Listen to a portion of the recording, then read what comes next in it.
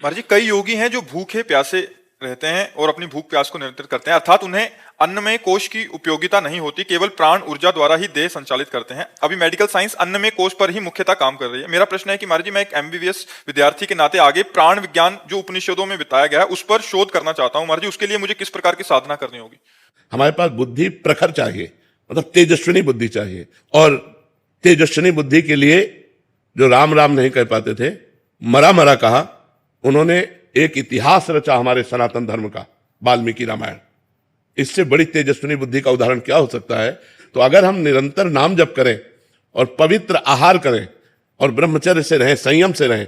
देखो, एक वैज्ञानिक भी जब कोई शोध करता है तो एकाग्रता प्रधान होती है उसकी, और दृढ़ जिद्दी स्वभाव होता है। अब इसका अनुभव करना ही है।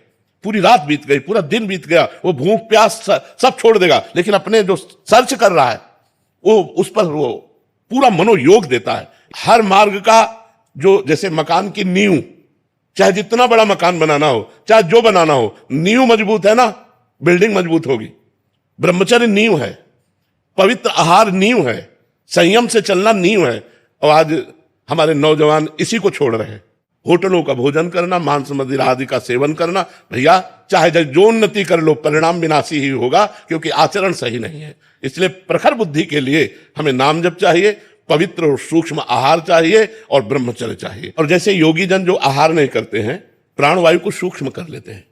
प्राण ही स्थूल होते हैं तो उनको विशेष आहार चाहिए। वो प्राणवायु को सूक्ष्म कर लेते हैं तो जल से काम चल जाता है, वायु से काम चल जाता है। जितना प्राण सूक्ष्म होंगे उतने उनको अल्प आहार चाहिए, और अल्प आहार से वो उच्च सामर्थ्य वाले बन जाते हैं। आकाश में उड़ जाना, कई रूपों में विभाजित हो जाना, पत्थर में भी प्रवेश कर जाना, दूसरे की बात सुन लेना। जितना प्राण सूक्ष्म होते जाएंगे उतना ही वो महान होता चला जाएगा। तो प्राण भगवत स्वरूप हैं। अब जो साधना करे, जिस कोटि की साधना करे, और जिसने भगवान को अपना प्राण मान लिया, वो सबसे ऊपर हो गया।